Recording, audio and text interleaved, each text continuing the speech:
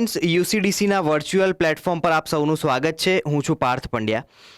Friends, આ વખતનું UPSC prelims જેણે આપી હોય એને ખબર છે કે ઇકોનોમિક્સ એક બહુ જ ઇમ્પોર્ટન્ટ પિલર છે પ્રિલિમ્સ ક્રેક કરવા માટે. અને ન કેવલ પ્રિલિમ્સ પણ મેન્સમાં પણ એનું એટલું જ વેઇટેજ છે. આ વખતનું પ્રિલિમ્સનું પેપર જો તમે જોયું હોય તો almost there was 12 to 15 questions, અને 12 થી 15 ક્વેશ્ચન્સ એવા હતા કે જેને બેઝિક સમજ હોય એ આને ઇઝીલી ક્રેક કરી શકે. આમાં ગોખવાથી કંઈ નહીં થાય ઇકોનોમિક્સમાં, આને યાદ કરવાથી કંઈ નહીં થાય, આને સમજવું પડશે. અને એટલે જ ઘણા સ્ટુડન્ટ્સને આમાં તકલીફ પડતી હોય છે, કારણ કે એ લોકો સમજતા નથી આના બેઝમાં શું છે, આના ટર્મ્સ શું છે. કારણ કે બહુ બધા ટર્મ્સ આવે છે અને તમે આને કઈ રીતે સમજો છો એ મેટર કરે છે, અને એનાથી જ તમારે પ્રિલિમ ક્રેક થશે. પ્રિલિમમાં એવા ક્વેશ્ચન્સ નહીં હોય કે આ ટર્મ લખી છે એનો શું મતલબ છે. એવા ડાયરેક્ટ ક્વેશ્ચન્સ યુપીએસસી ક્યારેય નથી પૂછતું. ઇનફેક્ટ ક્વેશ્ચન્સ એવા હશે કે કોઈ અત્યારનું રિસન્ટ સિનારીઓ લાઈન મૂકી દીધો તમારી સામે અને એ પૂછશે કે આ સિનારીઓ કઈ રીતનું છે અને કયા ટર્મમાં એપ્લાય થાય છે. રાઈટ? એટલે આપણે આજે બેઝિક્સથી ઇકોનોમિક્સ સમજશું. ઇકોનોમિક્સમાં ઘણા બધા પેરામીટર્સ છે સમજવા માટે. બેઝિક બેન્કિંગ છે, રેટ્સ છે કે જે ઇન્ટરેસ્ટ રેટ કઈ રીતે અફેક્ટ કરે છે માર્કેટને, પછી national income accounting, GDP calculations, પછી જે ઇન્સ્ટિટ્યૂટ્સ છે જેમ કે આરબીઆઈ એ કઈ રીતે ફંક્શન કરે છે, આરબીઆઈ પ્રોફિટ્સ કઈ રીતે બનાવે છે, એની પ્રોફિટ્સનું શું કરે છે, આવા ઘણા બધા પેરામીટર્સ છે. એટલે આપણે આજે બેઝિક ઇકોનોમિક્સથી શરૂઆત કરીશું. બેઝિક ઇકોનોમિક્સ આપણે જો જોઈએ તો મેં અહીંયા લખ્યું છે, એક તો 10 થી 15 ક્વેશ્ચન્સ પ્રિલિમ્સમાં આના હોય છે, એ મેં આપણે પહેલાં વાત કરી. રાઈટ? હવે આ ત્રણ જે પોઈન્ટ છે, એક તો પોવર્ટી, ઇનઇક્વાલિટી અને અનએમ્પ્લોયમેન્ટ, આ ત્રણ બેઝિક્સમાં છે. તમે જુઓ દર વર્ષે એવા આંકડા આવતા હોય, ઘણા બધા આપણા સ્ટેટિસ્ટિકલ યુનિટ્સ છે જે આંકડા બહાર પાડતા હોય કે કેટલી પોવર્ટી છે, કેટલી ઇનઇક્વાલિટી છે, અત્યારે અનએમ્પ્લોયમેન્ટ સ્ટેટસ શું છે અત્યારે દેશનું, એ બધા આંકડા દર વર્ષે આપણા આવતા હોય અને દર વર્ષે આપણી યુપીએસસી એક્ઝામ્સમાં મેટર કરે છે, કારણ કે એને રિલેટેડ ઘણું બધું આવતું હોય છે. રાઈટ? તો આપણે આજે ત્યાંથી જ શરૂઆત કરીએ કે પોવર્ટી, ઇનઇક્વાલિટી અને અનએમ્પ્લોયમેન્ટ એ શું છે, ક્યાંથી એનું કેલ્ક્યુલેશન થાય છે અને કઈ રીતે મેટર કરે છે જીડીપી કેલ્ક્યુલેશન્સમાં અને નેશનલ ઇન્કમ અકાઉન્ટિંગમાં. રાઈટ? Number 1, poverty. હવે મેન્સમાં ક્વેશ્ચન આવે વોટ ઇઝ પોવર્ટી. તમને કોઈ ક્વેશ્ચન પૂછે વોટ ઇઝ પોવર્ટી, તો તમે શું એની ડેફિનેશન શું આપો કે પોવર્ટી શું છે, ગરીબી. તો એને તમે કઈ રીતે એનું આંકલન કરો, તમે એને વિસ્તૃત કઈ રીતે કરો, તમે એને સમજાવો કઈ રીતે. તો મેન્સ યુપીએસસી પ્રિલિમનું એવું પેરામીટર છે કે જ્યાં તમારે ઓફિશિયલ સ્ટેટમેન્ટ્સ લખવા પડે.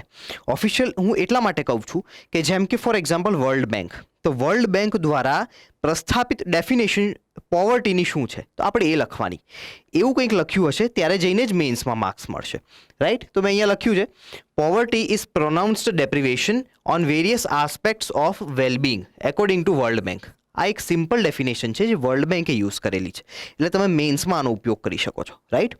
હવે પોવર્ટી કેમ થાય, એના શું પેરામીટર્સ છે? પોવર્ટીના ઘણા બધા પેરામીટર્સ છે, આપણે જાણીએ છીએ. આપણે આપણા ઘરેથી રસ્તા પર નીકળીએ ત્યાં જ આપણને 4-5 પેરામીટર જોવા મળે કે માણસ ગરીબ કેમ છે. એક તો લેક ઓફ ઇન્કમ, બીજું inability to acquire basic goods and services. Goods and services, જે વસ્તુઓ તમારે ખરીદવી છે એ વસ્તુ માટે તમારી જોડે ઇનફ પ્રમાણમાં એ ખરીદવા માટેનું જે પેરામીટર હોય, જે કેપેબિલિટી હોય એ ન હોય, એના લીધે તમારે એક તો પોવર્ટી આવી શકે. પછી health and education, clean water, sanitation. Health education, COVID-19 પછી આપણે જોયું હેલ્થ કેટલો મોટો પેરામીટર છે પોવર્ટી આંકલન કરવા માટેનો. ત્યારબાદ એજ્યુકેશન. એજ્યુકેશન માણસને કઈ રીતે પોવર્ટી એલિવેશનમાંથી બહાર નીકળવામાં મદદ કરે. એજ્યુકેશન ન હોય તો માણસ કેટલી હદે પુઅર રહી શકે એ આપણે જાણીએ છીએ. રાઈટ? પછી છે security, social security, national security, આ બધી વસ્તુઓ મેટર કરે છે. અને લેક ઓફ વોઇસ, આ પણ એક પ્રકારની ગરીબી જ છે કે જ્યાં તમે તમારો અવાજ ન ઉઠાવી શકો. ઘણા બધા એવા દેશ છે વિશ્વમાં કે જ્યાં તમે તમારો અવાજ નથી ઉઠાવી શકતા. આપણા પાડોશી દેશોને પણ તમે જાણો જ છો. રાઈટ? એટલે એ એટલા માટે ગરીબ છે. હવે ટાઈપ્સ ઓફ પોવર્ટીમાં જઈએ. હું તમને અત્યારે બેઝિક વસ્તુ જ સમજાવવા માંગુ છું. આપણે વધારે વિસ્તૃત નહીં કરીએ આ લેક્ચરને, આપણે ત્યાં સુધી સીમિત રાખશું કે આપણને પ્રિલિમ્સ અને મેન્સમાં શું મદદરૂપ થઈ શકે. રાઈટ? મારે વધારે ચર્ચા નથી કરવી, મારે ફક્ત તમને એટલું જ સમજાવવું છે કે પ્રિલિમ્સમાં એક ક્વેશ્ચનના 2 માર્ક્સ તમે કઈ રીતે લઈ શકો. રાઈટ? એટલે હું બેઝિક જ તમને સમજાવીશ. ટાઈપ્સ ઓફ પોવર્ટીમાં જઈએ તો પહેલી આવે એબ્સોલ્યુટ પોવર્ટી. એબ્સોલ્યુટ પોવર્ટી શું છે? એસેસ્ડ અગેન્સ્ટ સમ સ્ટેન્ડર્ડ્સ. અને બીજા ટાઈપની છે રિલેટિવ પોવર્ટી. રિલેટિવ પોવર્ટી એટલે કે comparison. For example, Mukesh Ambani અને અનિલ અંબાણી. તો મુકેશ અંબાણી અનિલ અંબાણી કરતાં વધારે રીચ છે as far as comparison is concern, right? એટલે એ રીતે વાત થાય. અને એબ્સોલ્યુટ પોવર્ટી એટલે સામે કોઈ વસ્તુ હોય, ગુડ્સ એન્ડ સર્વિસીસનું બાસ્કેટ હોય કે જે તમે ખરીદી ન શકતા હો, તમે એ રીતે તમે પુઅર હો, એને તમે એબ્સોલ્યુટ પોવર્ટીમાં કન્સિડર કરી શકો, રાઈટ? હવે સ્ટાન્ડર્ડ્સ, જે અહીંયા મેં સ્ટાન્ડર્ડ્સની વાત કરી કે તમે કયા સ્ટાન્ડર્ડથી નક્કી કરો છો કે આ માણસ પુઅર છે, તમારા એવા કયા પેરામીટર્સ છે? તો એ સ્ટાન્ડર્ડ્સ આ છે. એક તો પોવર્ટી લાઇન અને poverty line basket. Poverty line એટલે ગરીબી રેખા, આપણે ઇઝીલી જાણીએ છીએ. અને બીજું, એ ગરીબી રેખા ક્યાંથી નક્કી થાય? એ પોવર્ટી લાઇન બાસ્કેટ હોય. એક ગુડ્સ એન્ડ સર્વિસીસનું બાસ્કેટ. ફોર એક્ઝામ્પલ, આપણે એક બાસ્કેટ તૈયાર કર્યું કે જીવન જરૂરિયાતની 10 વસ્તુઓ, બરોબર? એ 10 વસ્તુઓ જો તમે ખરીદી શકો તો તમે પોવર્ટી લાઇનથી ઉપર છો, અને ન ખરીદી શકો તો તમે પોવર્ટી લાઇનની નીચે છો, right? Very easy to understand. Those below poverty line is poor, આપણે જાણીએ છીએ, રાઈટ?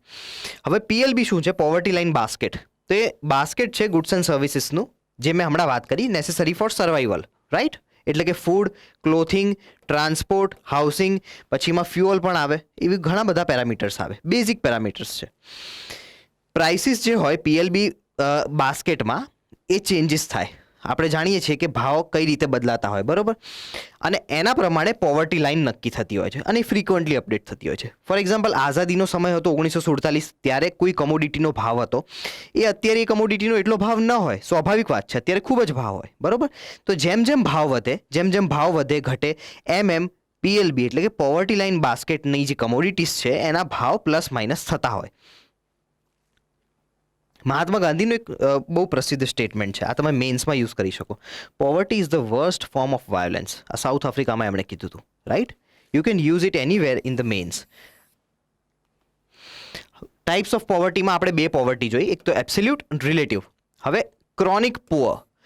ક્રોનિક પુઅર, આ બધા બહુ જ ઇમ્પોર્ટન્ટ ટર્મ્સ છે. આ તમારે ગમે ત્યાં 2 માર્ક તમારા સિક્યોર કરી શકે છે. પ્રિલિમ્સમાં આ જ પૂછાય છે સીધું કે તમને એક સિનેરિયો આપી દે કે આ સિનેરિયો છે, તો આ વ્યક્તિ કેવો પુઅર છે, રાઈટ? તો તમારે આમાંથી સિલેક્ટ કરવાનું હોય.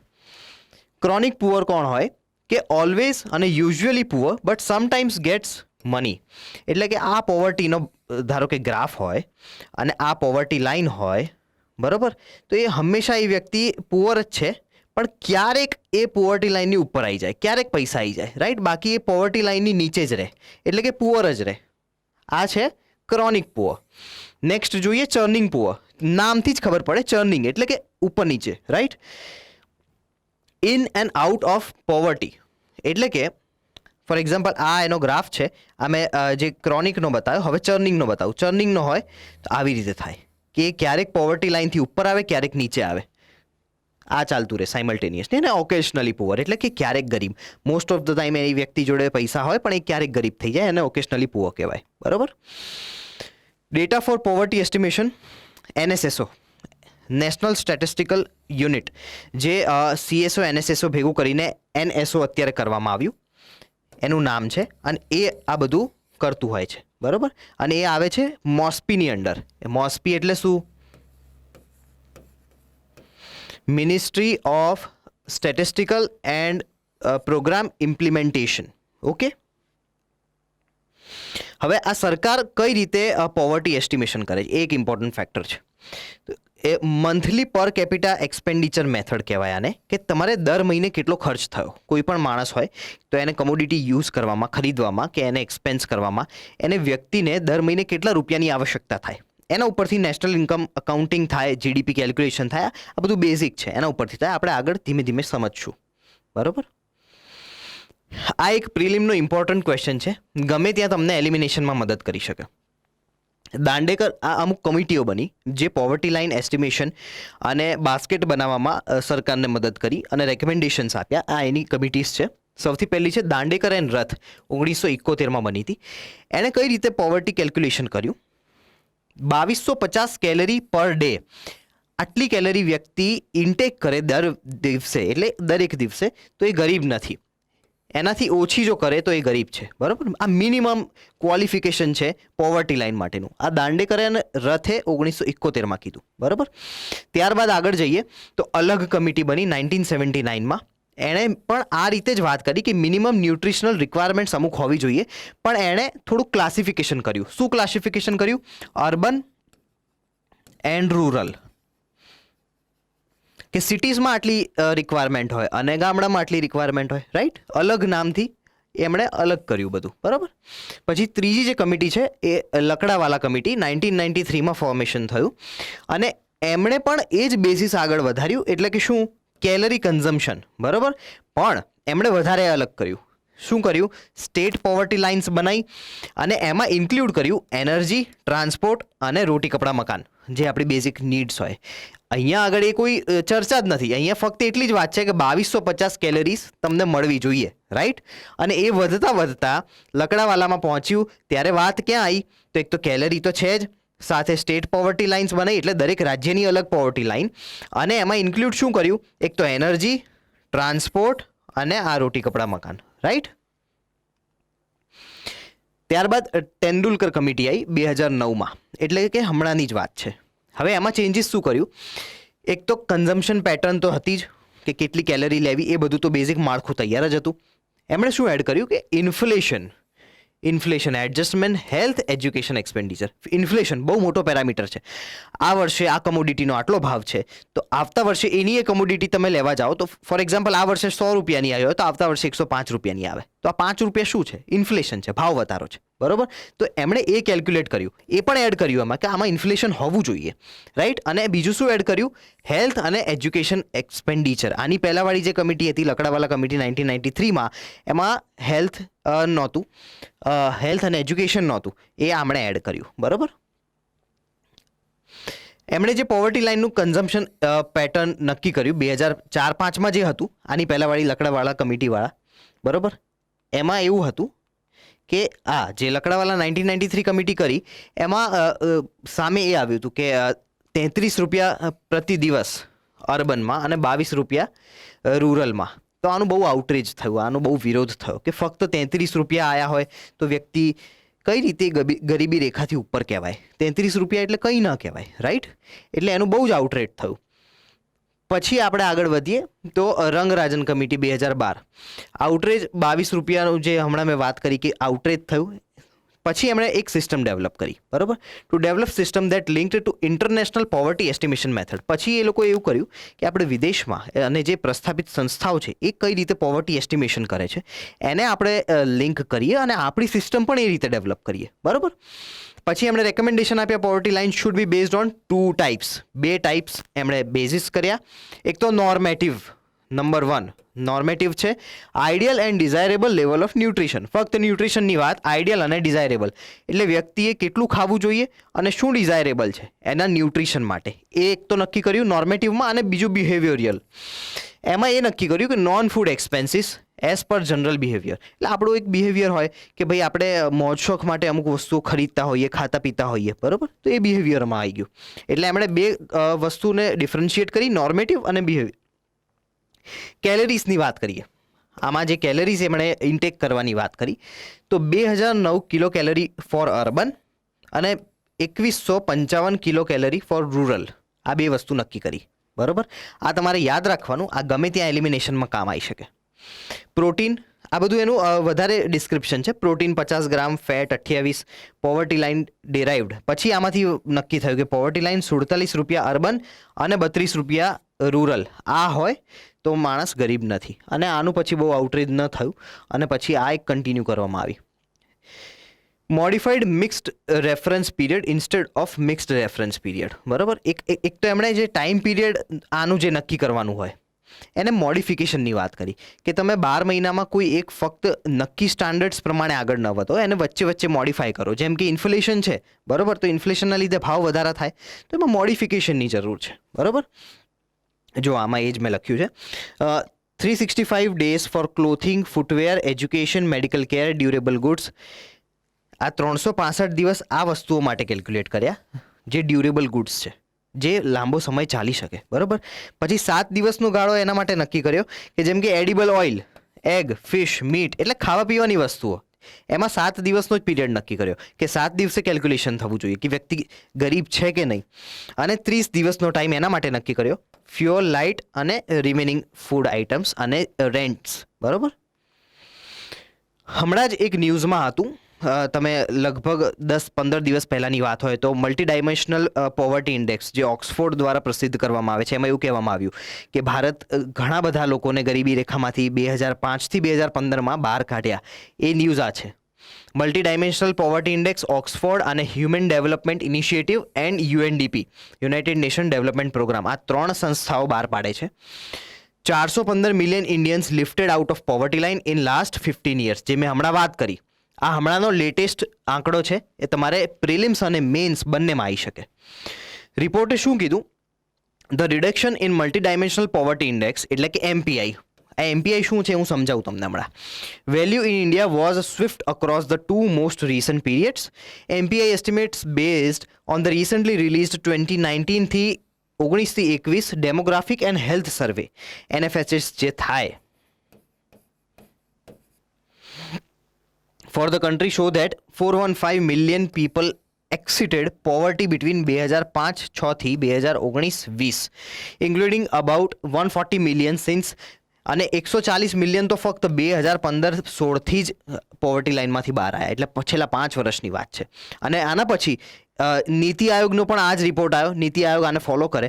નીતિ આયોગે પણ આ જ કીધું કે છેલ્લા 5 વર્ષમાં લગભગ 140 મિલિયન લોકો પોવર્ટી લાઇનમાંથી, 15 કરોડ લોકો જેવા લોકો ભારત દેશમાં પોવર્ટી લાઇનમાંથી બહાર આવ્યા.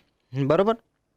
2023ના ડેટા પ્રમાણે poverty in India fell from 55% to 16%. આ it is very most important data. આ તમે ગમે ત્યાં યુઝ કરી શકો છો અને આ ક્રેડિબલ છે.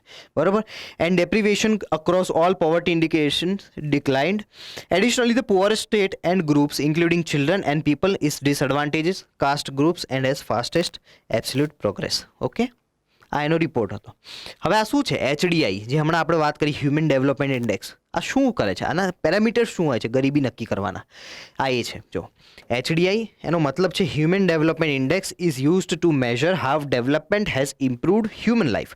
એટલે માણસનું જીવન સુધારવા માટે કયા કયા પેરામીટર્સ જરૂરી છે, દેટ્સ ઇટ. બરાબર. તો એમાં આટલી વસ્તુઓ નિર્ભર કરતી હોય છે. હ્યુમન ડેવલપમેન્ટ ઇન્ડેક્સ, રેન્ક, પછી લાઈફ એક્સપેક્ટન્સી, કેટલું માણસ જીવે છે, ઇન્ફેન્ટ મોર્ટાલિટી રેટ એટલે નાનું બાળક કેટલું જીવી શકે છે, maternal mortality rate, adult literacy rate, ભણતર, percentage of population below poverty line અને પર કેપિટા જીડીપી. આટલી વસ્તુઓ મેટર કરે છે. આ ઇન્ડિકેટર્સ છે હ્યુમન ડેવલપમેન્ટ ઇન્ડેક્સના, અને આના ઉપરથી નક્કી થાય છે. ઓકે. હવે એમપીઆઈ મેં તમને જે વાત કરી, multi dimensional poverty. Multi dimensional poverty શું હોય? હ્યુમન ડાયમેન્શનલ પોવર્ટી હમણાં આપણે આની પાછળની સ્લાઇડમાં જોઈ. આ 7 વસ્તુઓ છે. બરાબર. તો મલ્ટી ડાયમેન્શનલ એટલે આમાં થોડુંક ઉમેરો કર્યો. જેમ કે હેલ્થ છે, તો હેલ્થમાં 3 એ લોકોએ પેરામીટર્સ નક્કી કર્યા: nutrition, child and adult mortality અને એન્ટેનેટલ કેર એટલે કે જે વૃદ્ધાવસ્થાની વાત હોય. બરાબર. પછી એજ્યુકેશનની વાત કરીએ તો એજ્યુકેશનમાં પણ એ લોકોએ સિમ્પ્લિફાય કર્યું. કઈ રીતે? કે કેટલા યર ઓફ સ્કૂલિંગ એટલે કેટલું સ્કૂલિંગ થઈ રહ્યું છે, અને સ્કૂલ અટેન્ડન્સ. આ 2 વસ્તુઓ મેટર કરે છે એમપીઆઈમાં. બરાબર. અને છેલ્લું સ્ટાન્ડર્ડ ઓફ લિવિંગ. એ સ્ટાન્ડર્ડ ઓફ લિવિંગમાં આટલી વસ્તુ નક્કી થાય: કુકિંગ ફ્યુઅલ છે કે નહીં વ્યક્તિ જોડે, એરિયા સેનિટાઇઝ છે, જીવન એનું સેનિટાઇઝડ જીવન જીવે છે, ડ્રિંકિંગ વોટર છે, ઇલેક્ટ્રિસિટી છે, હાઉસિંગ છે, એસેટ્સ છે, બેંક એકાઉન્ટ છે કે નહીં. Bank account is a very much big parameter. તમે જુઓ કે જનધન અકાઉન્ટ જ્યારે ખુલ્યા, કેટલા કરોડો અકાઉન્ટ ખુલ્યા. એની પહેલાં તમે જુઓ તો દેશમાં ઘણા બધા લોકો જોડે અકાઉન્ટ જ નહોતા. તો આ એક બહુ મોટો પેરામીટર છે ગરીબી નક્કી કરવાનો. આમાં એ કહે છે કે એમપીઆઈ એટલે કે જે ઓક્સફોર્ડ, એચડીઆઈ અને યુએનડીપી જે એમપીઆઈ રિપોર્ટ બહાર પાડે છે, એમાં કઈ રીતે માણસ ગરીબ હોય એ કઈ રીતે નક્કી થાય. તો આ જે 10 પેરામીટર છે એમાંથી જો 3 કે 3થી વધારે પેરામીટર્સ ન હોય વ્યક્તિ પાસે, 3 કે 3થી વધારે, તો એ પુઅર છે, એમપીઆઈ પુઅર. ઓકે. એટલે આટલા પેરામીટર્સ છે. બરાબર. એમાં 3 કે 3થી વધારે તમારી પાસે ન હોય તો તમે પુઅર. ઓકે. પોવર્ટી એસ્ટિમેશન કઈ રીતે થાય? હવે પોવર્ટી એસ્ટિમેશન કેમ કામનું? આપણને એ સવાલ થાય ને કે આપણે પોવર્ટી એસ્ટિમેશન કેમ કરીએ? પોવર્ટી એસ્ટિમેશન કરીએ તો આપણને ખબર પડે કે આપણું નેશનલ ઇન્કમ અકાઉન્ટિંગ કઈ રીતે થાય. નેશનલ ઇન્કમ અકાઉન્ટિંગ કરીએ તો આપણને ખબર પડે જીડીપી કેલ્ક્યુલેશન કઈ રીતે થાય. જીડીપી નક્કી થાય ત્યારે ખબર પડે કે દેશનું અર્થતંત્ર કઈ રીતે કામ કરી રહ્યું છે. ગરીબી નક્કી થાય તો તમને ખબર પડે કે તમારી જે વેલફેર સ્કીમ્સ છે એને તમે કઈ રીતે ઇમ્પ્લિમેન્ટ કરો, કેટલી ઇમ્પ્લિમેન્ટ કરો, ક્યાં ક્યાં ઇમ્પ્લિમેન્ટ કરો. સો ઇટ ઇઝ આ એટલા માટે કામનું હોય, બરાબર. હવે કઈ રીતે થાય? તો સૌથી પહેલાં તો એક PLB, પોવર્ટી લાઇન બાસ્કેટ નક્કી કરવાનું. પોવર્ટી લાઇન બાસ્કેટ શું છે મેં પહેલાં પણ તમને સમજાવ્યું. પોવર્ટી લાઇન બાસ્કેટ એટલે ગુડ્સ એન્ડ સર્વિસીસનું એક બાસ્કેટ છે જે જીવન જરૂરિયાત માટે જરૂરી હોય, બરાબર. એ પહેલાં આઝાદીની પહેલાં ત્રણ વાર થયેલું છે. એક તો દાદાભાઈ નરોજીએ કર્યું હતું 1860માં. એ વખતે જેલમાં જે ભારતીયો બ્રિટિશ જેલોમાં જે કેદ હતા એમને કઈ રીતે વસ્તુઓ આપવામાં આવતી, એમને કઈ રીતે ટ્રીટ કરવામાં આવતું, એના ઉપરથી એમણે આ એક તો પોવર્ટી એસ્ટિમેશન કર્યું એ વખતે 1860માં. ત્યારબાદ નેશનલ પ્લાનિંગ કમિશને 1938માં કર્યું અને છેલ્લે બોમ્બે પ્લાને 1944માં કર્યું. જે બધા ઇન્ડસ્ટ્રીયલિસ્ટ ને એ બધા ભેગા થઈને નક્કી કરતા હતા એ તો તમને ધ્યાનમાં જશે. ઓકે, પોસ્ટ ઇન્ડિપેન્ડન્સની વાત કરીએ તો મેં પહેલાં તમને કીધું દાંડેકર એન્ડ રથ કમિટી 1971 2279 કેલરીઝ. ત્યારબાદ YK અલગ 1979, લકડાવાલા 1993, તેંડુલકર કમિટી 2009માં એણે શું એડ કર્યું? Health, education, water, sanitation etcetera અને uniform recall period to mixed recall પીરિયડનું મોડિફિકેશન કર્યું. ઓકે, જે પેલું 30 દિવસ 7 દિવસની મેં તમને વાત કરીએ. રંગરાજન કમિટી 2012માં આવી, લેટેસ્ટ વાત છે. Added normative and behavioural. મેં તમને જે હમણાં કીધું કે 2 કમ્પોનન્ટ એડ કર્યા કે નોર્મલ શું હોય અને માણસનું બિહેવિયર શું હોય અને એના ઉપરથી કઈ રીતે એક્સપેન્ડિચર નક્કી થતું હોય, right. Normative into further food અને નોન ફૂડ, બરાબર. અને પછી મિક્સ્ડ રિકોલ પીરિયડનું મોડિફાઈડ મિક્સ્ડ રિકોલ પીરિયડ કર્યું. હવે એક તો તમને હોમવર્ક છે, 17 SDG જે છે UNDPના 2030 સુધીનો જે ટાર્ગેટ આપવામાં આવ્યો છે, બરાબર, એ તમારે એકવાર યાદ કરી લેવાના. 17 શું છે એ તમે મેન્સના કોઈ પણ ક્વેશ્ચનમાં યુઝ કરી શકો છો. મેન્સ આન્સર રાઇટિંગ જ્યારે કરતા હો ત્યારે એક વસ્તુ ધ્યાનમાં રાખવાની કે તમારો જે કોર્સ છે UPSCનો એ કોર્સ રિલેટેડ તમારા પોઈન્ટ્સ હોવા જોઈએ. ફોર એક્ઝામ્પલ વિમેન ડેવલપમેન્ટ છે, બરાબર, તો તમારો કોઈ ક્વેશ્ચન આવે, ગરીબીનો આવે કે ગમે તેનો આવે, તો એમાં એક પોઈન્ટ વિમેનનો મૂકી દેવાનો, તો તમને એમાંથી માર્ક્સ મળે. તમારું સિલેબસ તમને બેકગ્રાઉન્ડમાં યાદ હોવું જોઈએ. એ સિલેબસ યાદ હશે તો જ તમારો જે મેન્સના આન્સર છે એમાં તમારું રિફ્લેક્શન આવશે અને તો જ તમને માર્ક્સ મળશે. ઓકે, હવે વર્લ્ડ બેન્કે પણ પોવર્ટી લાઇન એસ્ટિમેશન કર્યું છે અને 4 ગ્રુપમાં ડિવાઈડ કર્યા. High income countries, middle high income countries, low middle high income countries અને લો ઇન્કમ, બરાબર. હવે એમણે જે પોવર્ટી લાઇન એસ્ટિમેશન કર્યું મિનિમમ, જેમ આપણે પહેલાંમાં જોયું હતું કે અર્બનના 33 રૂપિયા, 22 રૂપિયા એ રીતે જે નક્કી કરવામાં આવ્યું એમણે ડોલરમાં કર્યું. હાઈ ઇન્કમ કન્ટ્રીઝ કઈ છે કે મિનિમમ $11 જે વ્યક્તિ કમાય છે પર કેપિટા એ હાઈ ઇન્કમ છે, બરાબર. પછી મિડલ હાઈ ઇન્કમ કન્ટ્રી કઈ? તો $6. લો મિડલ ઇન્કમ કન્ટ્રી એટલે કે આપણી ભારત, બરાબર, એ $3.2, બરાબર. અને લો ઇન્કમ એટલે 1.9. એક્સ્ટ્રીમ પોવર્ટી લાઇન એટલે કે આ જે 1.9 જે નથી મેળવી શકતું એ એક્સ્ટ્રીમલી પુઅર છે, એ સૌથી પુઅર છે. ઓકે, ક્લાસિફિકેશન કઈ રીતે કર્યું આ લોકોએ? GNI પર કેપિટા અને રેગ્યુલરલી અપડેટ કરતા હોય છે. અને આ ઈચ ગ્રુપ, આ બધા જ ગ્રુપમાં એક સ્પેસિફિક પોવર્ટી લાઇન છે જે આપણે અહીંયા મેં તમને વાત કરી, બરાબર. અને આ જે 1.9 પર આ શું છે? પર person per day consumption expenditure. પર પર્સન એટલે કે દરેક વ્યક્તિ એક દિવસમાં કેટલું કન્ઝમ્પશન એને જોઈએ એ છે આ પર person per day consumption expenditure. એટલે કે $1.9 જેની જોડ ન હોય એ એક્સ્ટ્રીમલી પુઅર છે. અને ભારતની મેં વાત કરી, $3.2 આપણે સેગમેન્ટમાં આવીએ છીએ કે આપણે $3.2 પર person per day consumption expenditure હોય તો આપણે ગરીબ નથી, એ દેશમાં આપણે છીએ. હવે આ કઈ રીતે નક્કી થાય? આપણા દેશમાં રૂપિયો ચાલે, બરાબર. ફોર એક્ઝામ્પલ USA છે તો USAમાં તો ડોલર ચાલે છે અને $1ની કિંમત લગભગ 80 રૂપિયા, $1, બરાબર. તો આને કઈ રીતે વર્લ્ડ બેંક નક્કી કરતું હોય? તો આ છે ને PPP કહેવાય, પર પર્ચેસિંગ પાવર પેરિટી. અને શું કહેવાય? Purchasing power parity. હું તમને એક એક્ઝામ્પલ આપું.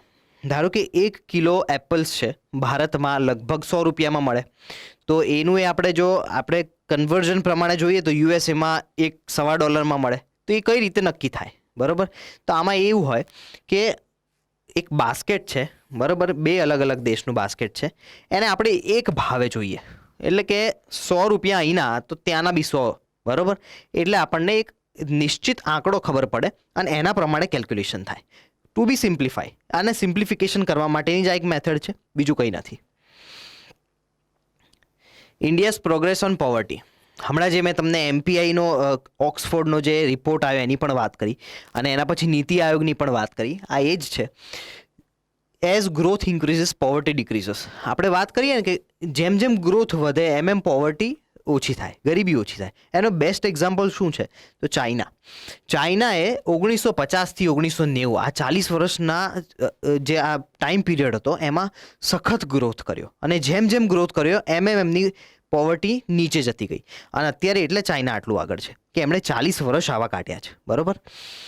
વર્લ્ડ બેન્કે શું એસ્ટિમેશન કર્યું આપણા માટે કે 2012માં ભારતમાં પોવર્ટી હતી 11 થી 14% હતી, બરાબર. અને એક એનજીઓ છે વર્લ્ડ પોવર્ટી ક્લોક, એ રિલાયબલ એનજીઓ છે, આઈએમએફ અને વર્લ્ડ બેન્ક એના ડેટા યુઝ કરતું હોય છે. એણે કીધું કે 8% જ પોવર્ટી હશે 2018માં ભારતમાં. Okay. During Covid time government of India responded so well that poverty line didn't increase, in fact decreased. આ એક બહુ મોટું સ્ટેટમેન્ટ છે વર્લ્ડ બેન્ક અને આઈએમએફ દ્વારા આપવામાં આવ્યું કે કોવિડ ટાઈમમાં જ્યારે બીજી બધી મહાસત્તાઓ પેરેલાઇઝ થઈ ગઈ હતી, એ લોકોની પરિસ્થિતિ શું હતી આપણને ખબર છે. ઇટલીમાં શું પરિસ્થિતિ હતી, યુએસએમાં શું હતી, ચાઇનામાં તો ભયંકર પરિસ્થિતિ હતી. ત્યારે આપણા દેશમાં અમુક એવી સ્કીમ્સ હતી જેમ કે પીએમ ગરીબ કલ્યાણ યોજના, પીડીએસ સ્કીમ. લગભગ 80 થી 90 કરોડ લોકોને કોવિડ ટાઈમમાં ફ્રીમાં અનાજ આપવામાં આવ્યું. આ સૌથી મોટી સ્કીમ છે. અને આયુષ્માન ભારત, આયુષ્માન ભારત એટલે કે જે આપણને ખબર છે કે health treatment free of cost ભારતમાં અત્યારે થઈ રહી છે. દુનિયાની સૌથી મોટી સ્કીમ છે કે આમાં આટલા કરોડો લોકો આનો લાભ લેતા હોય, રાઈટ. એટલે આ બે સ્કીમોનો ઉલ્લેખ કરીને વર્લ્ડ બેન્ક અને આઈએમએફે એવું કીધું કે કોવિડ-19માં ભારતે પરિસ્થિતિ બગાડવાના બદલે બહુ વધારે સુધારી દીધી અને બહુ સારું કામ કર્યું. આ તમે મેન્સમાં યુઝ કરી શકો. Poverty programme of India, 60% poverty independence વખતે હતી, એટલે 100માંથી 60 લોકો ગરીબ હતા. જ્યારે આજની પરિસ્થિતિની વાત કરીએ, આપણા ઓફિશિયલ ડેટા એવું કહે છે કે 22% છે 2012માં. એનસીઈએસે આ સર્વે કર્યો હતો અને 2012 પછી આ સર્વે થયો નથી, બરાબર. જ્યારે વર્લ્ડ બેન્કે શું કીધું કે 11 થી 14%. હવે આ તો કોન્ટ્રાડિક્ટરી થઈ ગયું. આપણા ડેટા 22% કહે છે અને વર્લ્ડ બેન્કનો ડેટા 11 થી 14%, કે 10%નો ડિફરન્સ કઈ રીતે? તો ઘણા ક્વેશ્ચન્સ મેન્સમાં એવા આવતા હોય કે critically analyse the poverty line basket, poverty line data of India. તો ક્રિટિકલ એનાલિસિસમાં તમે આ યુઝ કરી શકો કે ભારતમાં આવું કહે છે અને વર્લ્ડ બેન્કમાં આવું કેમ કહે છે. તો વર્લ્ડ બેન્કમાં આપણે એ રીતે પણ જોઈએ કે વર્લ્ડ બેન્ક એક એવી સંસ્થા છે, આઈએમએફ એવી સંસ્થાઓ છે કે જે લો ઇન્ટરેસ્ટ લોન્સ આપે છે. કોને લોન્સ આપે છે? કે જે ડેવલપ્ડ કન્ટ્રીઝ ન હોય, ડેવલપિંગ હોય, બરાબર. એને લોન થોડા બચાવવા હોય, બીજા દેશોને આપવા હોય, એટલા માટે આ રીતના ડેટા ઘણીવાર કેલ્ક્યુલેટ કરતા હોય. અને બીજું, એ લોકોને વાસ્તવિક પરિસ્થિતિઓને પહોંચવામાં વાર લાગતી હોય. એટલે આપણા જે આ ડેટા છે એ વધારે રિલાયબલ છે, આપણે મેન્સમાં યુઝ કરી શકીએ અને આને પણ ક્રિટિકલી એનાલિસિસ કરતા હોઈએ ત્યારે કરી શકીએ. ઓકે. જો મેં જે રીતે વાત કરી, વર્લ્ડ બેન્કે એવું કીધું કે ઇન્ડિયા ઓવર એસ્ટિમેટેડ પોવર્ટી 11 થી 14% જે હતી એના બદલે 22% બતાવી, બરાબર. અને એક ઇમ્પોર્ટન્ટ ફેક્ટ એ છે જે આમાં તમે મેન્સમાં યુઝ કરી શકો કે કોવિડ-19 જેવી પરિસ્થિતિ આવી, બરાબર. તો આપણા લગભગ ઘણી બધી જનસંખ્યા એવી હતી કે જો થોડું વધારે ટાઈમ ચાલ્યો હોત તો એને એમ્પ્લોયમેન્ટ ના મળત ને ગરીબ થઈ જાત. અને જેમ કે આ પીએમ ગરીબ કલ્યાણ યોજના, આયુષ્માન ભારત યોજના આ ના હોત તો બહુ બધા લોકો પોવર્ટી લાઇનમાં જતા રહેત. એટલે આપણો એક ગ્રાફ બનાવવા જઈએ ને તો એ રીતનો છે કે પોવર્ટી લાઇન છે અને આપણે જસ્ટ એની ઉપર, આપણો દેશ જસ્ટ એની ઉપર છે, બરાબર. એટલે કોઈ ખરાબ પરિસ્થિતિ આવે ને તો આપણે વલ્નરેબલ થઈ જઈએ. એટલે આ ગ્રાફ પછી આવો થઈ જાય, આપણે અહીંયા આવી જઈએ, બરાબર. એટલે આપણે ઓલમોસ્ટ ઓન ધ લાઇન છીએ. હવે વાત કરીએ, પહેલાં વાત કરી પોવર્ટીની, હવે ઇનઇક્વાલિટીની વાત કરીએ. ઇનઇક્વાલિટી શું છે? Differences among people. એટલે એકથી બીજા વ્યક્તિની વચ્ચે જે ડિફરન્સીસ હોય એને ઇનઇક્વાલિટી કહેવાય. બેઝિક ડેફિનેશન, બરાબર. હવે આ કેવી રીતે નક્કી થાય? તો કન્ઝમ્પશન એક્સપેન્ડિચર ઉપર. હું 100 રૂપિયા વાપરી શકું છું અને મારી સાથે કોઈ હોય 150 રૂપિયાનો એક્સપેન્સ કરી શકે છે, રાઈટ. તો આ ઇનઇક્વાલિટી છે, કન્ઝમ્પશન એક્સપેન્ડિચરથી નક્કી થાય. એના કારણ શું છે? સી, હવે ઇનઇક્વાલિટીના બહુ જ બેઝિક કારણો હોય. આપણે સમજી શકીએ છીએ કે ઇનઇક્વાલિટી કઈ રીતે વ્યાપ્ત છે. નેચરલ એડવાન્ટેજીસ છે, કમ્પેરેબલ એડવાન્ટેજીસ છે. એટલે નેચરલ એડવાન્ટેજીસ એટલે કે તમે કોઈ હાઈફાઈ સિટીમાં હો કે જ્યાં તમારી જોડે ઇન્ટરનેટ કનેક્શન હોય, તમારી જોડે મોબિલિટી હોય, ટ્રાન્સપોર્ટના ઘણા સાધન હોય, બસીસ હોય, ઓલા ઉબેર કેબ હોય, તમે ઇઝીલી અહીંથી અહીંયા મૂવ થઈ શકો, એવા બધા તમારી જોડે બેનિફિટ્સ છે. હવે કોઈ એક્ઝામ્પલ લો કે ફોર એક્ઝામ્પલ માના વિલેજ છે જે આપણે ઇન્ડિયા ચાઇના બોર્ડરે છે, જે એન્ડમાં છે, બરાબર. તો ત્યાં તો આટલી બધી સગવડ નહીં હોય. તો ત્યાંના લોકો, ત્યાંનું ભણેલો વ્યક્તિ અને હું, અમારા બંનેમાં શું અંતર? એ ટેકનોલોજીકલ અંતરો જે મને મળ્યા, જે બેનિફિટ્સ મને મળ્યા એને નથી મળવાના, બરાબર. એ બધા નેચરલ એડવાન્ટેજીસ અને ડિસએડવાન્ટેજીસમાં આવે, કમ્પેરેબલ એડવાન્ટેજીસમાં આવે. પછી આવે ઇકોનોમિક રીઝન્સ. પૈસા ઓછા હોવાના કારણે, વેજીસ ઓછા મળવાના કારણે આવું થતું હોય છે. અને એનું કારણ શું છે? કંપનીઝ જે છે એ ઇન્ડસ્ટ્રીયલિસ્ટ જે છે એ કેપિટલિસ્ટ નેચરવાળા હોય, મોનોપોલીવાળા હોય, બિઝનેસ માઇન્ડસેટ હોય. બિઝનેસીસમાં પ્રોફિટ જે આવે એ પ્રોફિટ જેટલો આવે એટલો તો વેજીસમાં શેર નથી થતો. વેજીસ તો નક્કી હોય, બરાબર. એટલે લગભગ 50-60% પ્રોફિટ જે હોય એ તો એક ગ્રુપ ઓફ સેક્શન પાસે જ રહે. બાકીનો જે 30-40% છે એ વેજીસમાં ડિસ્ટ્રીબ્યુટ થાય સામાન્ય એમ્પ્લોઈઝમાં, રાઈટ. એટલે ત્યાંથી ઇનઇક્વાલિટી આવે. આ બધા તો બેઝિક રીઝન્સ હતા. હવે આ મોડર્ન રીઝન્સ આપણે વાત કરીએ. હવે મોડર્ન રીઝન્સમાં સૌથી પહેલી વસ્તુ સર્વાઈવલ ઓફ ધ ફિટેસ્ટ. જેમ જંગલનો નિયમ છે કે જે સૌથી ફિટ છે એનું સર્વાઈવલ થાય, બરાબર. એવી રીતે તમારું ક્વોલિટી સારી છે, તમે બિઝનેસ સારી રીતે કરી શકો છો, તમે એને ખેંચી શકો છો, તો તમારું સર્વાઈવલ થાય. ખરાબ પરિસ્થિતિઓ તો આવે જ, પણ તમે એને છોડો નહીં. ફોર એક્ઝામ્પલ કોવિડ આવ્યું તો ઘણા બધા બિઝનેસ એવા હતા કે જે પેરિશ થઈ ગયા, જે પતી ગયા, બરાબર. એ લોકો સસ્ટેન ન કરી શક્યા. પણ એવી ખરાબ પરિસ્થિતિઓમાંથી જો તમે સસ્ટેન કરો તો એક તો તમે ફિટ રહો. Growth of wages is at average rate whereas profit grows exceptionally. મેં તમને જે હમણાં વાત કરી કે વેજીસ જલ્દી ના વધે. તમને 12 મહિને ઇન્ક્રીમેન્ટ કેટલું મળીને મળે? 5%, 7%, 10%, 12%, 15%. જ્યારે પ્રોફિટની વાત કરીએ તો 50%, 70%, ઇવન 100% પ્રોફિટ પણ તમે કરી શકો. પ્રોફિટની કોઈ સીમા નથી. પ્રોફિટનો ગ્રાફ અનલિમિટેડ છે, એ અપગોઈંગ ગ્રાફ જ રહેશે, બરાબર. જ્યારે વેજીસનો ગ્રાફ છે એ વેજીસનો ગ્રાફ આ રીતે ઉપર આવશે, રાઈટ. એટલે વેજીસ જલ્દી ન વધે. તો આપણે જે રીતે વાત કરી કે મોડર્ન રીઝન્સ જે હોય એમાં ફર્મ્સની મોનોપોલાઇઝિંગ ટેન્ડન્સીસ હોય. એટલે મેં તમને જેમ વાત કરી કે વેજીસનો ગ્રાફ આપણે જોઈએ કે એમ્પ્લોઈઝનો પગારનો ગ્રાફ હોય તો એ આવી રીતે વધે, ધીરે ધીરે, બરાબર. અને પ્રોફિટ્સની વાત કરીએ તો એક્સેપ્શનલી વધતું હોય આ રીતે, રાઈટ. એટલે પ્રોફિટ બહુ જલ્દી ગ્રો થાય, જ્યારે વેજીસ એટલા જલ્દી ગ્રો ન થતા હોય. ઇનઇક્વાલિટીનું એક મોટું કારણ છે. અને એના પછી શું થાય કે જેમ જેમ ફર્મ્સ પ્રોફિટ કરવા લાગે એમ મોનોપોલાઇઝિંગ ટેન્ડન્સીઝ આવવા લાગે. એટલે કે હું એકલો જ અહીંયા ટકું, બીજા કોઈને ટકવા ન દઉં, એવી ટેન્ડન્સીઝ આવે. ત્યારે શું નક્કી કરતું હોય કે જે પોલિસી મેકિંગ છે, જે સરકાર છે એ મજબૂત હોવી જોઈએ. એ સરકાર જો મજબૂત પોલિસી મેકિંગ કરે અને એની ઇન્ફ્લુઅન્સ ન કરે તો બીજા બધા ટકી શકે. બાકી જો એક બાજુ ફેવર કરે તો બીજા બધા પેરિશ થઈ જાય, બરાબર. અને ઇનઇક્વાલિટી સતત વધતી જાય, બરાબર. આટલી વાત છે. હવે ઇનઇક્વાલિટીને જેમ કે આ પ્રોબ્લેમ છે ઇનઇક્વાલિટી, તો એને મેજર કઈ રીતે કરવું? તો એવા ઘણા બધા ઇકોનોમિસ્ટ થઈ ગયા જેણે આ મેજરિંગનું કામ કર્યું. એમાં સૌથી પહેલું છે કઝનેટ કર્વ. આ બધા કર્વ જે છે એ તમે મેન્સ અને પ્રિલિમ્સ એ બંનેમાં ઇમ્પોર્ટન્ટ છે, એટલે તમે ખાસ સાંભળજો. કઝનેટે શું વાત કરી કે આ ઇનઇક્વાલિટીનો જો ગ્રાફ હોય, આ બાજુ ઇનઇક્વાલિટી હોય અને નીચે ઇન્કમ હોય, ઇન્કમ પર કેપિટા, તો જેમ જેમ ઇન્કમ વધે એમ ઇનઇક્વાલિટી પણ વધે, બરાબર. આ આપણે અહીંયા ટોપ પર પહોંચ્યા પછી એક ટાઈમ એવો આવે કે ઇનઇક્વાલિટી સૌથી ટોપ પર પહોંચીને ધીરે ધીરે ઓછી થતી જાય, બરાબર. આ કઝનેટે વાત કરી.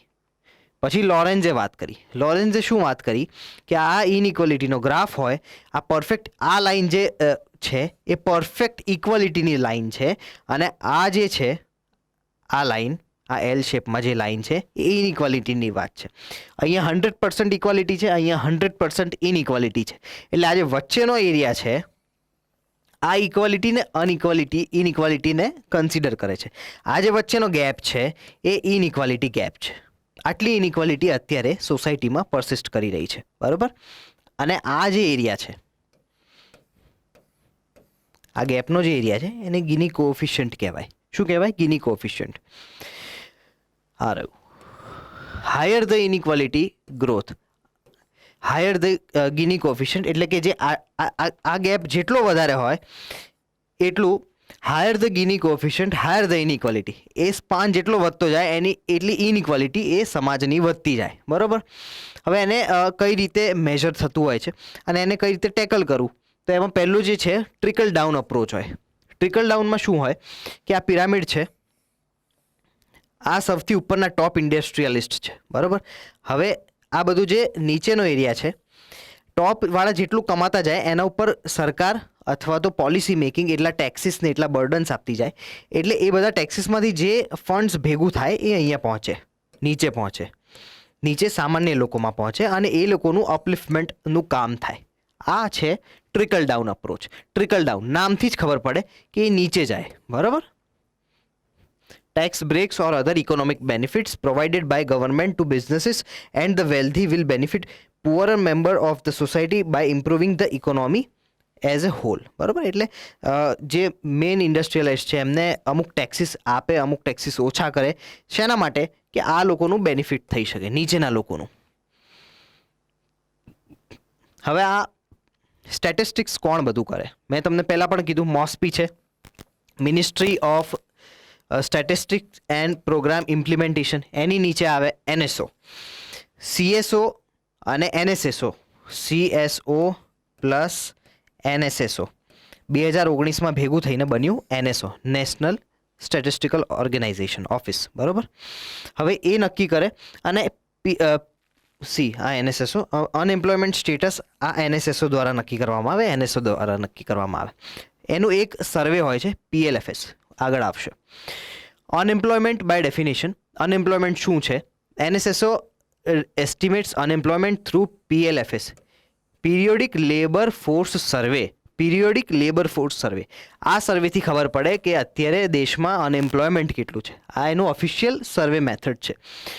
Also determines whether they are in labour force or not. Labour force શું છે? લેબર ફોર્સ હમણાં હું તમને સમજાવું. And if yes are they employed or not. એટલે આ બધું કામ PLFS થ્રુ થાય અને NSO કરે. હવે એક આપણે જો વાત કરીએ લેબર ફોર્સની, ફોર એક્ઝામ્પલ આપણી આ પોપ્યુલેશન છે 1000 લોકોની.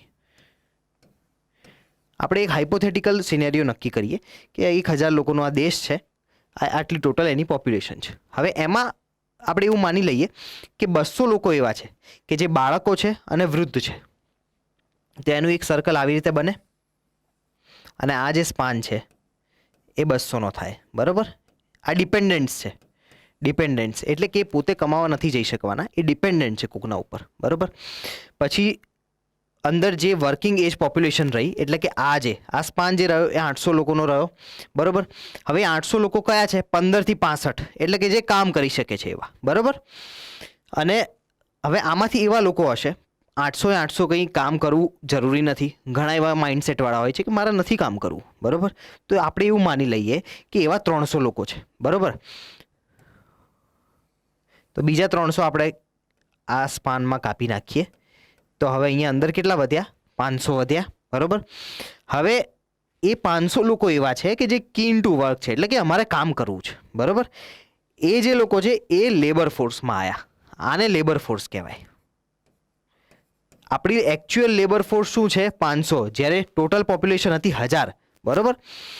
હવે એ 500માંથી જેટલા અનએમ્પ્લોયડ રહે, જેને નોકરી ન મળે, એનું અનએમ્પ્લોયમેન્ટ સ્ટેટસ કહેવાય. એટલે કે અત્યારે દેશમાં ધારો કે 10% અનએમ્પ્લોયમેન્ટ સ્ટેટસ છે, તો એ 10% કયા? તો કે જે 500 હતા એમાંથી 10%, એમાંથી જેને કામ ન મળ્યું, એટલે કે એવા 50 લોકો અનએમ્પ્લોયમેન્ટ એને કહેવાય. આ બધાને અનએમ્પ્લોયમેન્ટ ન કહેવાય. આ બધું એમાં કેલ્ક્યુલેટ ન થાય. ઓકે. વર્કિંગ એજ પોપ્યુલેશન શું હોય? મેં હમણાં તમને વાત કરી કે 15 થી 65 એને વર્કિંગ એજ કહેવાય. બરાબર. પ્રિલિમ્સમાં ક્વેશ્ચન આવી શકે. 15 થી નીચેનું જો કોઈ હોય તો તમે એને કેન્સલ કરી શકો. 13-14 ના આપણે કન્સિડર કરીએ. બરાબર. ડિપેન્ડન્સ મેં વાત કરી, આ બધા ટર્મ્સ છે. પછી ડિપેન્ડન્સી રેશિયો, એટલે કે ડિપેન્ડન્સ અપોન ટોટલ પોપ્યુલેશન વર્કિંગવાળું. બરાબર. લેબર ફોર્સ શું છે? લેબર ફોર્સ જેની ઈચ્છા છે કામ કરવાની એ લેબર ફોર્સમાં આવે, અને જેની ઉંમર છે 15 થી 65 એ લેબર ફોર્સમાં આવે. Hence LFPR, labour force periodic representation, એટલે કે LF ઇન ધ કોહોર્ટ એટલે સમૂહ, upon population of the cohort, or total LF upon population, એટલે કે total LF labour force upon population, total population. એને LFPRમાં કન્સિડર થાય, બરાબર. એક એક્ઝામ્પલ લઈએ કે LFPR of married women of 35 થી 40 વર્ષ, બરાબર. તો એના એક્ઝામ્પલમાં આપણે વાત કરીએ તો મેરિડ વુમન ઓફ 35 થી 40 વર્ષ age who is in LF upon total married woman of 35 થી 40, એટલે કે married woman 35 to 40 upon total married woman of 35 to 40, બરાબર. એમ્પ્લોયડ અને અનએમ્પ્લોયડ, જે મેં હમણાં વાત કરી, એમ્પ્લોયડ કોણ છે કે જેને કામ મળ્યું, અનએમ્પ્લોયડ એ કે જેને કામ ન મળ્યું પણ લેબર ફોર્સની અંદરવાળા. ઓકે, લેબર ફોર્સ એટલે કે workers, labour force workers plus unemployed people. આ વર્કફોર્સ જે છે, વર્કફોર્સ આ ટર્મ ઘણીવાર પ્રિલિમ્સમાં આવતી હોય. વર્કફોર્સ કોણ છે તો કે જે વર્કર્સ જે કામ કરી રહ્યા છે, અને લેબર ફોર્સ કોણ, બધા જ જેને કામ ન મળ્યું એવા 100 લોકો અને જેને કામ મળી ગયું એવા 400, એટલે કે 500 લેબર ફોર્સમાં આવે છે, બરાબર. DD ડેમોગ્રાફિક ડિવિડન્ડ, આ એક બહુ ઇમ્પોર્ટન્ટ ટર્મ છે. આપણે એવું સાંભળીએ છીએ કે ભારત યુવા દેશ છે, ભારત જોડે યુવા ધન છે, ભારત ધારે કરી શકે. તો એવું કેમ છે? કારણ કે ડેમોગ્રાફિક ડિવિડન્ડ આપણને બહુ સારો મળી રહ્યો છે. અત્યારે આપણી મીન વેલ્યુ એટલે કે વચ્ચેની જે એજ છે એ લગભગ 30, 32, 35 વર્ષ છે, અને 2060-70 સુધી એ 35 to 40ની વચ્ચે રહેવાની છે. એટલે આપણે આટલા યંગ છે અને આપણું ફ્યુચર પ્રિડિક્ટેબિલિટી એટલે આટલી સારી આવે છે. જ્યારે તમે જાપાન જુઓ, કોરિયા જુઓ, પછી બીજા એસ્ટાબ્લિશ્ડ ડેવલપ્ડ કન્ટ્રીઝ જુઓ તો એમની એજ સતત ઘટી રહી છે, 70-75 પહોંચી રહી છે, બરાબર. એટલે આપણે યંગ છીએ. આને ડેમોગ્રાફિક ડિવિડન્ડ કહેવાય. Young working age population, faster growth, handle with care. એને સારી અને સાચી દિશા આપવી પડે. તમે ડ્રગ્સના રવાડે જો એ ચડી જાય તો આપણું આ ડેમોગ્રાફિક ડિવિડન્ડ ડેમોગ્રાફિક ડિઝાસ્ટર પણ થઈ શકે, બરાબર. એટલે એને સાચવવી પણ પડે. Our median working age was 29 years in 2020 and expected to be in mid 30s till 2060. જે મેં તમને હમણાં વાત કરી કે 2060 સુધી આપણે મિડ 30sમાં રહેવાના છીએ, એટલે આપણી ફ્યુચર પ્રિડિક્ટેબિલિટી બહુ સારી છે. હવે અનએમ્પ્લોયમેન્ટને કઈ રીતે મેજર કરવું? તો હવે સીધી વાત છે કે એક તો સેમ્પલ સર્વિસ થાય, કોઈ એક નિશ્ચિત ગ્રુપ નક્કી કરવામાં આવે, એ ગ્રુપને અમુક ક્વેશ્ચન્સ પૂછવામાં આવે અને ક્વેશ્ચન્સ પરથી એનાલાઇઝ થાય કે કોણ એમ્પ્લોયડ છે અને કોણ એમ્પ્લોયડ નથી, બરાબર. NSSO આ નક્કી કરતું હોય છે. હમણાં આપણે વાત થઈ approaches that NSO use for unemployment, બરાબર.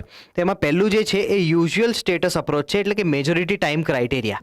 મેજોરિટી ટાઈમ ક્રાઇટેરિયા એટલે શું? 365 દિવસનું એક વર્ષ હોય તો એના અડધા કરીએ એટલે કે 183 દિવસ તમે જો કામ કરવા માટે યોગ્ય હો, એટલે કે 15 થી 65 ઉંમરના હો, નંબર 1. નંબર 2, તમારી કામ કરવાની માનસિકતા હોય તો તમે શેમાં છો? લેબર ફોર્સમાં છો, બરાબર. હજી અનએમ્પ્લોયમેન્ટની વાત નથી, તમે લેબર ફોર્સમાં છો એની વાત છે. હવે એમ્પ્લોયમેન્ટ અને અનએમ્પ્લોયમેન્ટ ક્યારે નક્કી થાય? તો કે આ જે 183 છે એમાંથી અડધા દિવસ તમે મિનિમમ કામ કર્યું હોવું જોઈએ, એટલે કે 100+ દિવસ. આ 100+ દિવસ જો તમે કામ કર્યું હોય તો તમે એમ્પ્લોયડ કહેવાઓ, બરાબર. આ એક ટેબલ બનાવેલું છે ઇન લેબર ફોર્સ ફોર 3 વ્યક્તિનું ડિસ્ક્રિપ્શન છે. એક્ઝામ્પલ તરીકે 150 દિવસ, બરાબર. તો લેબર ફોર્સમાં છે જ નહીં, કારણ કે લેબર ફોર્સમાં આવવાનું મિનિમમ ક્રાઇટેરિયા છે 183 દિવસ, બરાબર. એટલે લેબર ફોર્સમાં છે જ નહીં. પછી બીજો વ્યક્તિ છે 200 દિવસ, જેની માનસિકતા હતી કામ કરવાની અને જે ફિટ હતો, 15 થી 65 વર્ષની ઉંમરનો હતો, તો એ છે લેબર ફોર્સમાં, યસ. અને 300 દિવસ, હા એ પણ છે. વર્કિંગ ફોર, હવે આણે 100 દિવસ કામ કર્યું, બરાબર. એટલે એમ્પ્લોયડ કહેવાય કે ન કહેવાય? સી, એ લેબર ફોર્સમાં જ નથી. સૌથી પહેલી વાત, આ લેબર ફોર્સનું છે, આ લેબર ફોર્સમાં જ નથી, એટલે એના ઉપર આ એપ્લાય નહીં થાય, બરાબર. બીજો વ્યક્તિ છે 110 દિવસ કામ કર્યું, બિલકુલ 100 દિવસથી વધારે જેણે કામ કર્યું હોય એમ્પ્લોયડ કહેવાય, એ એમ્પ્લોયડ છે, બરાબર. 300 દિવસ, આ વ્યક્તિ લેબર ફોર્સમાં હતો, કેટલા? 300 દિવસ. હવે એનું ક્રાઇટેરિયા શું છે? અડધા દિવસ કામ કર્યું હોવું જોઈએ. 300ના અડધા એટલે 150+ દિવસ તમારે કામ હોવું જોઈએ, જ્યારે આનું 140 દિવસ જ છે, એટલે અનએમ્પ્લોયડ છે. Okay, is it okay? Above mention status whether employed unemployed of person is called principal status. હવે આ તો આપણે બધું જોયું, લેબર ફોર્સમાં ક્યારે હોય, પછી એમ્પ્લોયડ છે કે નહીં, અનએમ્પ્લોયડ છે, આ બધું આપણે જોયું. હવે આ ટોટલ સિનેરિયોની વાત કરીએ ને તો આ પ્રિન્સિપલ સ્ટેટસમાં આવે. શેમાં આવે? Principal status. વ્યક્તિનું પ્રિન્સિપલ સ્ટેટસ કે એ એમ્પ્લોયડ છે કે નહીં, આ ક્રાઇટેરિયા પ્રમાણે. બરાબર. હવે એક બીજું સ્ટેટસ આવે સબસિડરી સ્ટેટસ. હવે એવા ઘણા લોકો હોય, સમજો તમે કે આ વ્યક્તિએ 140 દિવસ કામ કર્યું છે તો એને સીધો અનએમ્પ્લોયડ કહી દેવાનો. એવું તો કઈ રીતે કહી શકાય? અને એ રીતે જો તમે કરો તો સાચા સ્ટેટ્સ કઈ રીતે આવે, દેશનું જીડીપી સાચો કઈ રીતે મળે? એટલે એ તમે ન કરી શકો. એટલે આ સબસિડરી સ્ટેટસની વાત કરવામાં આવી, સબસિડરી સ્ટેટસ એમ્પ્લોયમેન્ટ. બરાબર. હવે સબસિડરી સ્ટેટસ શું છે કે headline rate of unemployment considers employees as those whose either PSSS is employed or unemployment are those only whose SS is unemployed. એટલે હવે અનએમ્પ્લોયડ વ્યક્તિ ફક્ત એ જ કહેવાય કે જેનું SS સબસિડરી સ્ટેટસ અનએમ્પ્લોયડ આવે. હવે એનો ક્રાઇટેરિયા શું છે? તો ટોટલ આપણે એક એક્ઝામ્પલ પ્રમાણે જોઈએ. અહીંયા છે there would be many people કે જેણે 1 મહિનાથી પણ વધારે કામ કર્યું હોય, બરાબર, તો એટલીસ્ટ 1 મહિનાનું કામ કર્યું હોય એ સબસિડરી સ્ટેટસમાં આવે. એટલીસ્ટ 30 દિવસ, 1 વર્ષમાં 365 દિવસમાં 30 દિવસ જેણે કામ કર્યું હોય સબસિડરી સ્ટેટસમાં આવે. આ એક એક્ઝામ્પલ છે. ધારો કે 500 જણાનું પોપ્યુલેશન છે, એમ્પ્લોયડ છે 200 લોકો, લેબર ફોર્સમાં નથી એવા 100 લોકો કે જેની માનસિકતા નથી કામ કરવાની અને 15 થી 65ની ઉંમર નથી. એટલે 100 તો સીધા નીકળી જાય. એટલે વધ્યા કેટલા? 400. બરાબર. 400માંથી 200 એમ્પ્લોયડ છે, 200ને નોકરી મળી ગઈ છે, એનું પ્રિન્સિપલ સ્ટેટસવાળા એમ્પ્લોયડ છે. બરાબર. સબસિડરી સ્ટેટસ એટલે કે 1 મહિનો બી કામ કર્યું હોય એવા કેટલા? તો એવા 150. બરાબર. વધ્યા કેટલા? 50 લોકો, તો એ અનએમ્પ્લોયડ છે. તો છેલ્લો આપણો જે અનએમ્પ્લોયમેન્ટનો ડેટા આવે છે એ આ 50 લોકોનો આવે છે કે જેણે એટલીસ્ટ 1 મહિનો પણ કામ નથી કર્યું, 365 દિવસમાં 30 દિવસ કામ નથી કર્યું. ઓકે. અને જે આપણો રેશિયો બને એ આવી રીતે બને 50/400. હવે કરંટ વીકલી સ્ટેટસની વાત કરીએ.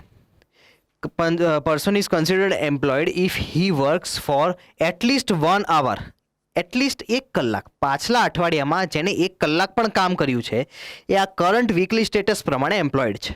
બરાબર. આ મેથડ વધારે રિલાયબલ છે કારણ કે આમાં ટાઈમ પીરિયડ ઓછો છે. તમે સમજો છેલ્લા 7 દિવસની જ વાત છે, 7 દિવસમાં તમે કેટલું કામ કર્યું કે કેટલું ન કામ કર્યું, એટલે આમાં એક્યુરેટ ડેટા આવે, આમાં એક્યુરેટ ખબર પડે. પણ આ યુઝ બહુ નથી કરવામાં આવતી. Unemployment rate is usually higher because of sorter recall period. જે મેં તમને વાત કરી 7 દિવસની રિકોલ પીરિયડ, 7 દિવસની. પણ હવે સ્વાભાવિક વાત છે કે તમારે જ્યારે એમ્પ્લોયમેન્ટ ડેટા, જીડીપી કેલ્ક્યુલેશન એ બધું કરો તો તમે 7 દિવસે ન કરી શકો. એના માટે તમારે 1 વર્ષનું એક યુનિફોર્મ પીરિયડ નક્કી કરવો પડે અને એના પ્રમાણે જ થાય. એટલા માટે આ બહુ યુઝ નથી કરતા. કરંટ ડેઇલી સ્ટેટસ આ એક હતું પણ હવે PLFSએ ડિસકન્ટિન્યુ કરી નાખ્યું છે. એટલે આપણે યુપીએસસી જે સિલેબસ છે એમાં રહેશે નહીં, એટલે આ યુઝ નહીં થાય. હવે અનએમ્પ્લોયમેન્ટ જે સ્ટેટ્સ છે ઇન્ડિયાના, PLFS દ્વારા પીરિયોડિક લેબર ફોર્સ સર્વે એ 48% આપણને અત્યારે કહે છે. બરાબર. જ્યારે ચાઇનાની આપણે વાત કરીએ એટલે 48% એવા છે કે જે અનએમ્પ્લોયડ છે, લેબર ફોર્સના 48%. એટલે તમે સમજો અડધી જનસંખ્યા આપણી અનએમ્પ્લોયડ છે. બરાબર. જ્યારે ચાઇનાની વાત કરીએ તો 65% છે, યુએસની 62%, વિયેતનામ 58%, કોરિયા જાપાનમાં 70%. એટલે આટલા લોકો એક્ટિવ છે આમાં. અને આપણા જ્યારે 48% જ એક્ટિવ છે. બરાબર. Fall in unemployment is mostly due to increment in agricultural jobs and self employment. જે કોવિડ પછી અને છેલ્લા ઘણા સમયમાં એક અનએમ્પ્લોયમેન્ટ ડેટામાં જે ઘટાડો થયો એનું પાછળનું કારણ એ હતું કે કોવિડ પછી બધાએ ગીગ ઇકોનોમીમાં આગળ વધ્યા, સેલ્ફ એમ્પ્લોયડ થઈ ગયા, એગ્રીકલ્ચરલ જોબ્સમાં પાછા જતા રહ્યા. હવે એગ્રીકલ્ચરલ જોબ્સ ઓલરેડી સેચ્યુરેટેડ છે. હવે એમાં તમે પાછા જાઓ તો તમારું ડેવલપમેન્ટ હાલ ઇનિશિયલી દેખાય પણ એ લોંગ ટર્મ દેશ માટે સારું નથી. સમજો. પછી આ જે સેલ્ફ એમ્પ્લોયમેન્ટની વાત છે, વ્યક્તિ આમ જોવા જઈએ તો સેલ્ફ એમ્પ્લોયડ ક્યારે થાય? જ્યારે એની જોડે બીજો કોઈ સ્કોપ પહેલાં મળ્યો ના હોય ત્યારે પછી છેલ્લે એવું નક્કી કરે કે હવે હું પોતાનું જ કામ કરીશ. રાઈટ. એ રીતે સેલ્ફ એમ્પ્લોયમેન્ટ થાય. એટલે દેશ માટે આ બહુ સારું નથી. સમજો. એમ્પ્લોયમેન્ટની આપણે વાત કરીએ, વેજીસની વાત કરીએ. આ બધી ટર્મ્સ એવી છે કે તમે ગમે ત્યારે પ્રિલિમ્સમાં તમારી સામે આવી શકે, ગમે ત્યારે. અને આ રોકડા 2 થી 4 માર્ક્સ છે. તમારે એકાદ ક્વેશ્ચન તો એવો તમારી સામે આવશે જ કે જે આ વસ્તુઓ જે કન્સિસ્ટ કરતો હોય અને તમે એમાંથી એલિમિનેશન કરી શકો, તમે એને યુઝ કરી શકો, તમે ગમે તે એનો ઉપયોગ કરી શકો. આ તમને કામ લાગી શકે. એક તો શું છે મિનિમમ વેજ, એટલે સાવ મિનિમમ. સ્ટેચ્યુટરી વેજ છે એટલે સરકારે નક્કી કર્યો હોય, આઈધર કેન્દ્ર સરકાર ઓર રાજ્ય સરકાર. ફ્લોર વેજ એટલે કે સીલિંગ લેવલ. ફ્લોર વેજ શું છે? તો list of all minimum wages. એટલે મિનિમમ વેજીસ એક ના હોય, અલગ અલગ ક્ષેત્રોના અલગ અલગ હોય. જેમ કે કન્સ્ટ્રક્શન વર્ક છે તો એનો મિનિમમ વેજ આટલો, રાઈટ. કુકિંગ છે તો એનો મિનિમમ વેજ આટલો. એમ ફ્લોર વેજ શું છે? તો બધાથી જે મિનિમમ હોય એની મિનિમમ વેજ પકડીએ અને ફ્લોર વેજ કહેવાય, કે એનાથી નીચે કંઈ ના હોય. That's it. Living wage, wage required to live certain dignified life. સારો વેજ એટલે તમે સમજો તમે કોઈ સારી પોસ્ટ ઉપર છો અને તમને મન ધાર્યા એમ્પ્લોય સેલરી મળતી હોય એને તમે લિવિંગ વેજ કહી શકો ડિગ્નિફાઈડ લાઈફ માટે.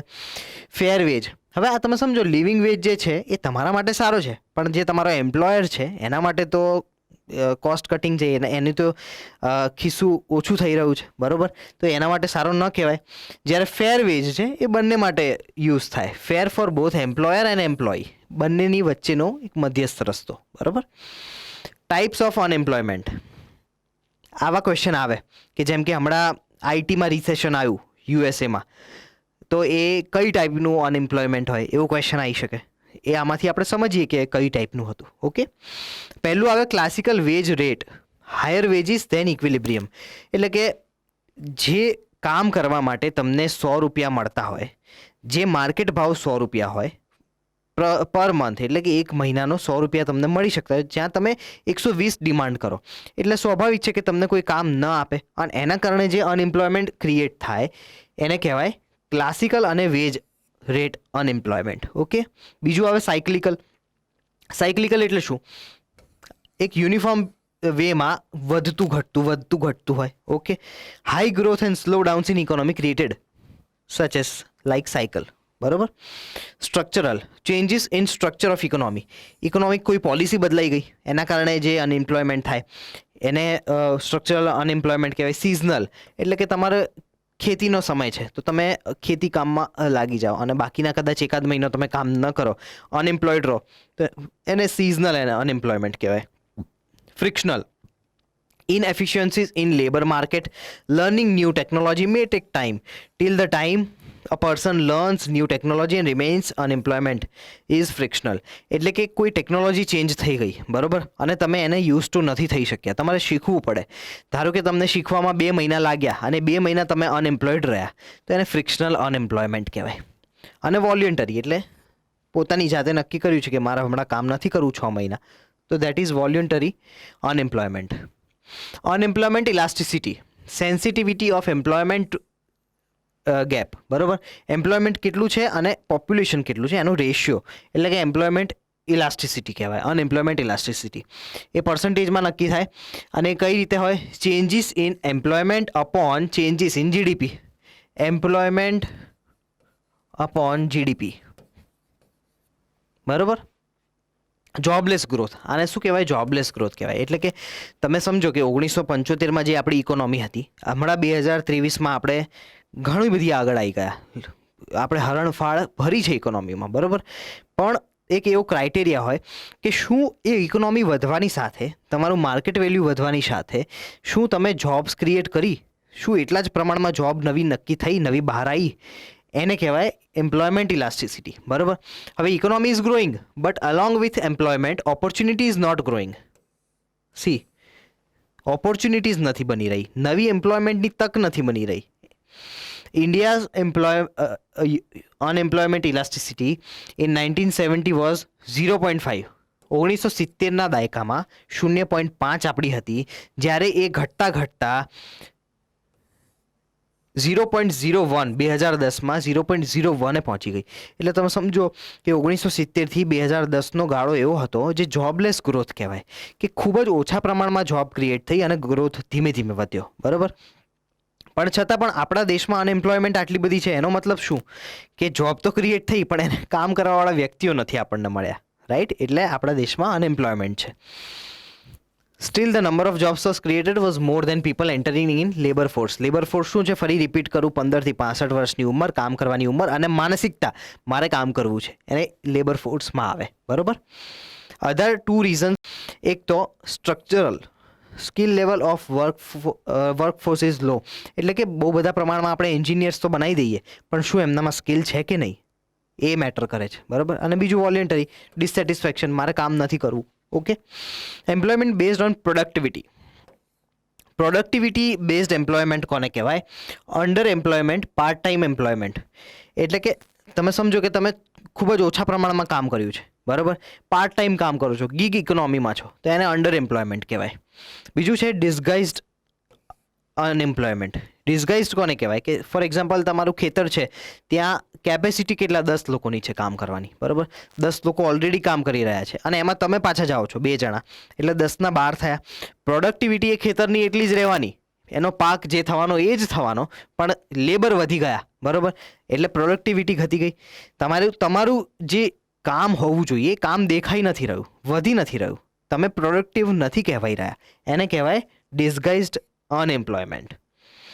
Basic concepts. હવે આ બધા બેઝિક કોન્સેપ્ટ્સ છે જે આપણે સમજી લઈએ. એક તો ડિમાન્ડ એન્ડ સપ્લાય છે. Demand varies inversely with price. Price વધે તો ડિમાન્ડ ઘટે, બરાબર, ડિમાન્ડ વધે તો પ્રાઇસ વધે, બરાબર. આ બધું ઇન્વર્સલી વેરીઝ કરે, એટલે કે એકબીજા જોડે ઇન્વર્સલી વેરાય કરે. Demand is low when price is high and vice versa, બરાબર. પછી supply varied directly with price. હવે જેમ જેમ ભાવ વધે એમ પ્રાઇસ વધે, અને ઇન્ડસ્ટ્રીઝને એવું થાય કે કમાવાની તક છે, આપણે વધારે પ્રોડક્શન કરો, બરાબર, પ્રોડક્શન વધે, right. Supply varied directly with price, supply varied directly with price, supply increases when price increases, hence comes market price. હવે આ બધું આપણે નક્કી કર્યું ડિમાન્ડ સપ્લાય. હવે આપણે જોઈએ માર્કેટ પ્રાઇસ. માર્કેટ પ્રાઇસને સમજવા માટે અમુક વસ્તુઓ બેઝિક છે જે આપણે સમજવી જોઈએ. હવે એમાં તો સૌથી પહેલું જે છે budget constraint. Identification of limited resources like land, money, time, manpower, and from that resources what max can be produced is known as productive possibilities frontier, PPF, maximum possible sustainable utilization.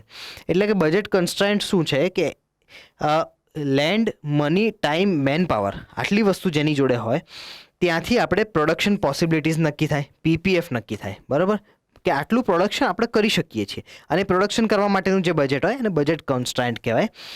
પછી આવે marginal cost. Marginal cost શું હોય? ધારો કે તમે 100 shirt બનાવો છો તમારી કંપનીમાં, એક શર્ટ બનાવવાનો ભાવ 500 રૂપિયા, બરાબર. તમારી જોડે જે મશીનરી છે, માણસો છે, એ બધું તમે ખર્ચ કરીને તમે 500 રૂપિયામાં 100 શર્ટ બનાવી શકો. હવે માર્કેટની ડિમાન્ડ આવી ગઈ 105 શર્ટની, બરાબર, તો બીજા 5 શર્ટ બનાવવામાં તમે સમજો શું 500 રૂપિયામાં શર્ટ બનશે કે વધારે ખર્ચો થશે? તમારી જોડે લિમિટેડ મેન પાવર છે, તમારી જોડે લિમિટેડ રિસોર્સિસ છે, તમારી જોડે લિમિટેડ મશીનરી છે, તો તમારે આ બીજા 5 બનાવવા માટે તમારે બીજી મશીનરી, મેન પાવર ને બધું લાવવું પડશે. તો એ 500 રૂપિયામાં બનશે? નહીં બને. એ કદાચ તમારે 750 થાય, કદાચ તમારે 1000 પણ થઈ જાય, બરાબર. તો એને કહેવાય માર્જિનલ કોસ્ટ. એટલે કે 100 ઉપરનો 101મો શર્ટ બનાવવો હોય તો શું બજેટ થાય, એને માર્જિનલ કોસ્ટ કહેવાય. ત્યારબાદ આવે ઓપોર્ચ્યુનિટી કોસ્ટ. ઓપોર્ચ્યુનિટી કોસ્ટ બહુ જ ઇઝી છે સમજવાની. તમે અત્યારે આ લેક્ચર સાંભળી રહ્યા છો, તમે યુપીએસસી માટે પ્રિપરેશન કરી રહ્યા છો, હવે તમે આ જ 3 કલાક કોઈ મૂવી જોવા પણ જઈ શકતા હતા તમારા મિત્રની સાથે, બરાબર. તો એ 3 કલાક તમે ત્યાં જે ખર્ચ કરવાના હતા એના બદલે તમે અહીંયા લેક્ચરમાં ખર્ચ કર્યું, ત્યાંનું જે લોસ થયું તમને મૂવીનું, એને ઓપોર્ચ્યુનિટી કોસ્ટ કહેવાય. તમે ત્યાં ઓપોર્ચ્યુનિટી કોસ્ટ આપી અને તમે અહીંયા ભણો છો,